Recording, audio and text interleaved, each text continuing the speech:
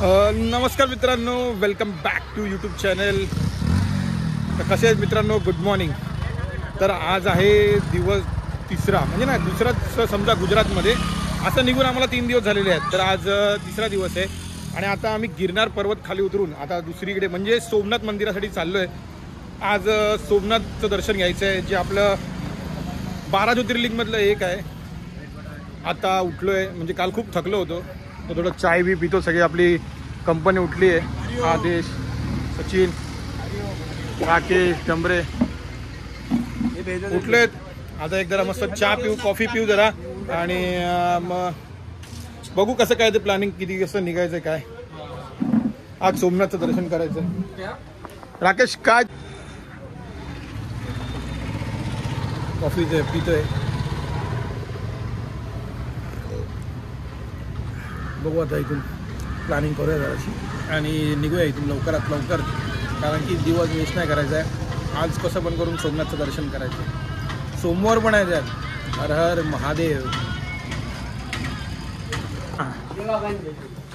हॉटेलमध्ये चेकआउट केलं आता आणि इथून आता आम्ही गिरनारवरनं सोमनाथ मंदिरासाठी निघालोय, रवाना होतोय. आहे आपले टेम्पोवाले, काय याला काय बोलतात, टमटम टमटम टमटम आले आणि चाललो आता इथून. जय गिरनारे. आता आता गुजरात जुनागड बस स्टॉपवरती पोहोचलोय. जुनागड बस स्टॉपवरती पोहोचले. आता इथून AC बस बघतोय सोमनाथसाठी. फायनली आम्ही AC बस पकडली आहे, जे जुनागडपासून डायरेक्ट आम्हाला सोमनाथला सोडेल. म्हणजे ही बस आहे, आम्ही आता AC बस पकडली जुनागड बस स्टॉपपासून. ही 1:45ची बस आहे. प्रॉपर 350 रुपये तिकीट आहे. म्हणजे तुम्हाला डायरेक्ट तुम्हाला म्हणजे सोमनाथला सोडेल. बरोबर 2-2.5 तास लागतील. आता 2 वाजलेत. 4:45 पर्यंत पोचू आम्ही सोमनाथ. आम्ही पुढे मागे बसले कारणाने सगळेजण आम्ही व्हिडिओ कॉल थ्रू बोलतोय सगळेजण. तर AC बस पकडली. आता 2.5 तास लागतील. 80 किलोमीटर. किती किलोमीटर राकेश? 70. आणि म्हणजे तिकडचे 10 किलोमीटर पकड, म्हणजे 80 किलोमीटर आहे. 2 वाजता निघालोय, म्हणजे कमीत कमी आम्ही 3 तास म्हणजे 5 वाजणार कसे पण करून आपल्याला पोचायला. बस खूप कम्फर्टेबल आहे. बस फुल कम्फर्टेबल आहे. गुजरात सरकारची बस आहे, तुम्ही बघू शकता.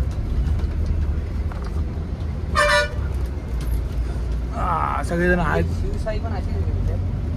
मागे बसले तिथे हर्ष, ते सगळे बसलेत मागे. बॅग सगळे काढतोय.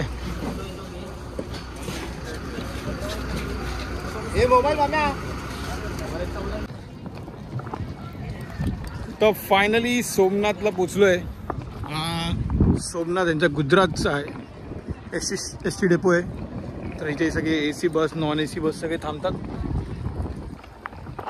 आणि आता 4:20 झालेत, म्हणजे ऑलमोस्ट 5 पर्यंत आम्ही रेडी होऊ. दर्शन करूया. इथे समोरच मंदिर आहे, तुम्हाला मी थोडं झूम करून दाखवू शकतो. दिसतं थोडंसं, दिसेल नाही दिसणार. तर हां, तर बघू संध्याकाळपर्यंत सगळं. इथे एक त्रिवेणी संगम पण आहे, तिकडे पण जायचं आहे. 2-3 स्पॉट आहेत सोमनाथ मंदिराच्या आजूबाजूला. तर लवकरच दर्शन होईल सोमनाथ मंदिरचं आज. हर हर महादेव.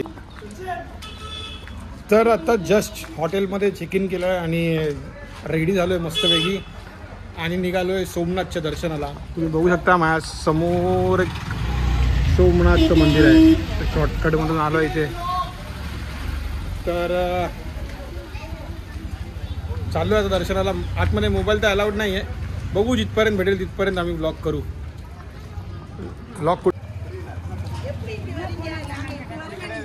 तर इकडे 2 मंदिर आहेत सोमनाथचे, जसे की एक जुनं मंदिर आहे आणि एक नवीन मंदिर आहे.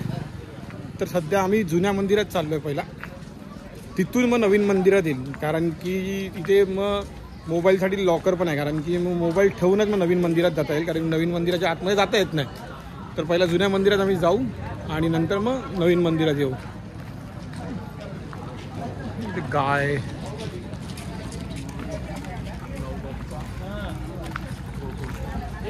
तर आता आलो आहे आम्ही जुन्या सोमनाथ मंदिरमध्ये, जे की मंदिराच्या बाजूलाच आहे. आता इथे कॅमेरा अलाव नाही तिथपर्यंत, तरी पण आम्ही इथपर्यंत आहे तिथपर्यंत घेऊन चाललो आहे. परमिशन घेतली आहे, पण बघू. मंदिरात चाललो आहे का. जे अहिल्याबाई होळकर यांनी बांधलेलं हे मंदिर आहे. तुम्हाला त्या थोड्या मिनिटानंतर मी अहिल्याबाई होळकर यांची पूर्ण मूर्ती व हे मंदिर खूप वेळा पाडल्यानंतर पण बनवलं गेलेलं आहे. ही आहे अहिल्याबाई होळकर यांची मूर्ती.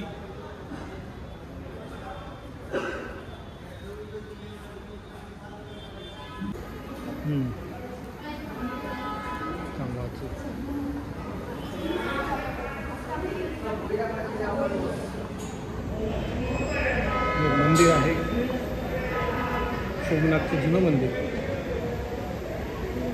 सोमवार दिवशी दर्शन केलं करतो आम्ही.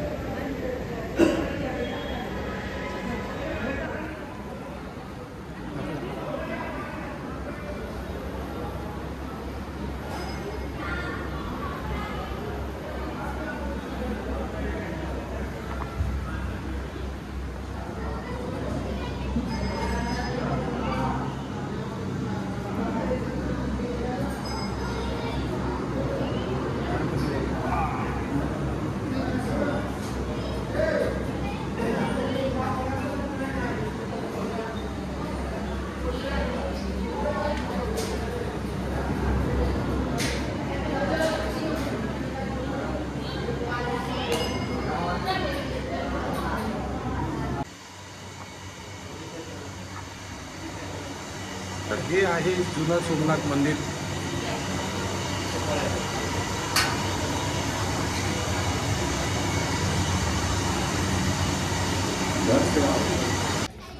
तर इकडे लॉकर रूम्स आहेत आणि मंदिर तिकडे आतमध्ये सनसेट दिसतो थोडासा, पण या पुढे मोबाईल अलाव नाही. तो सॉरी, आतमध्ये तर अलाव नाही मोबाईल. तो एवढीशीच इथपर्यंत आम्ही व्हिडिओ काढू शकतो. तर इकडे खूप सारे मार्केट आहेत, शंख भेटतात.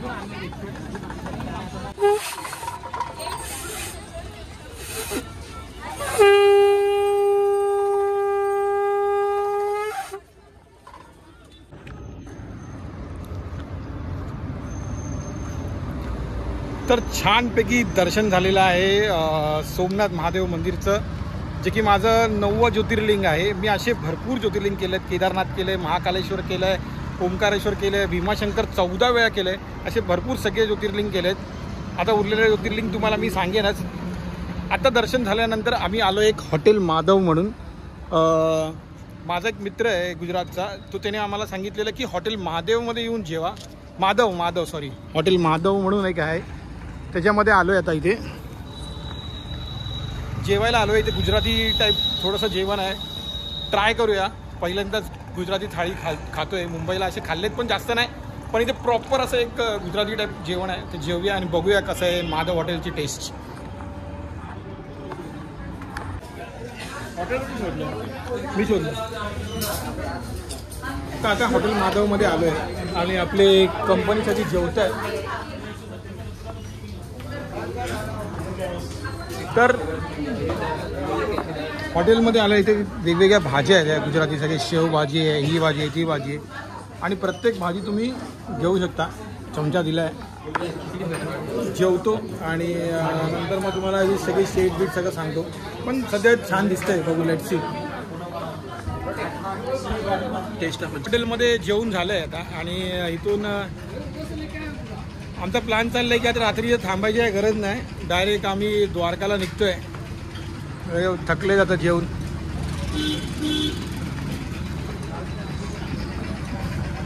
फिरण्यासारखं खूप आहेत सोमनाथमध्ये, पण उशीर झाला आहे की किती वेळ लागतो आहे आम्हाला बघू, आणि त्या हिशोबाने मग निघू. आणि खरंच हॉटेल खूप छान होतं माधव हॉटेल. तुम्ही पण सगळ्यांनी ट्राय करा. छान हॉटेल होतं माधव, म्हणजे टेस्ट पण छान आहे आणि मंदिरापासून 1 किलोमीटरच्या अंतरावरतीच आहे. तर तुम्ही एक किलोमीटरमध्ये चालत आला तरी पण पोहोचू शकता, पण रिक्षाने या 70-60 रुपये घेतात रिक्षाचे. आणि तुम्ही येऊन तिथं छान जेवण म्हणजे काठियावाडी जेवण, मस्त जेवण भेटेल, खूप छान. आणि अनलिमिटेड आहे आणि 180 रुपयेमध्ये तुम्हाला अनलिमिटेड जेवण भेटेल.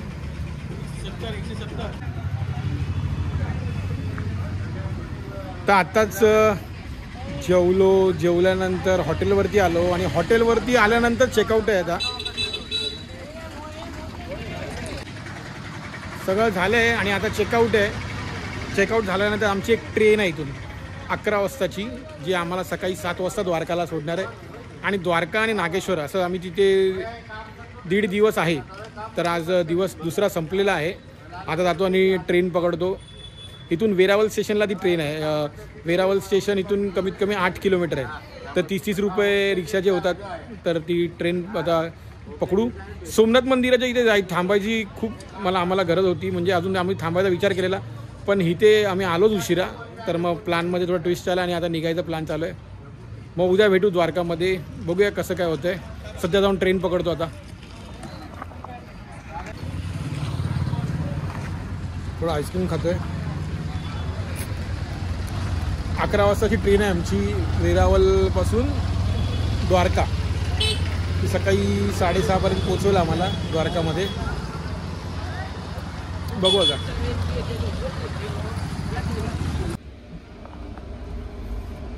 तर फायनली मित्रांनो सोमनाथचं दर्शन झालंय, जेवलोय आणि आता आम्ही द्वारकासाठी निघालोय. तर द्वारकासाठी रात्री बस पण होती, ट्रेन पण होती. आम्ही पण ट्रेन प्रेफर केलाय आणि आता ट्रेन पकडली आम्ही 11 वाजताची. सध्या ट्रेनमध्ये आहे आणि ही द्वारकाला सकाळी 6 o'clockला पोहोचेल, 6 वाजता पोहोचेल. म्हणजे आम्ही तिथे उतरू आणि पूर्ण दिवस द्वारकामध्ये फिरू. दुसऱ्या दिवशी नागेश्वर पण आमचा प्लॅन आहे.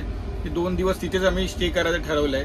सध्या सोमनाथमध्ये भरपूर चांगलं होतं सगळं काही, दर्शन पण झालं. थोडं लवकर आलो पाहिजे होतं म्हणजे अजून फिरायला भेटलं असतं.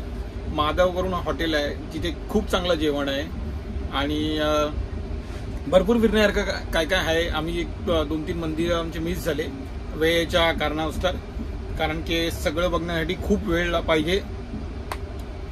तर गुजरातमध्ये आमचा डे 2 तुम्हाला कसा वाटला व्हिडिओ नक्की कमेंटमध्ये सांगा. मी आजचा व्लॉग मी इथेच एंड करतोय आणि सोमनाथचं दर्शन खूप छान झालं. तर सगळ्यांनी व्हिडिओ नक्की बघा, लाईक करा, शेअर करा तुमच्या मित्रांसोबत आणि कमेंटमध्ये हर हर महादेव लिहा, सोमनाथ महादेव लिहा. तुर्तास थांबतो. जय हिंद, जय महाराष्ट्र, हर हर महादेव.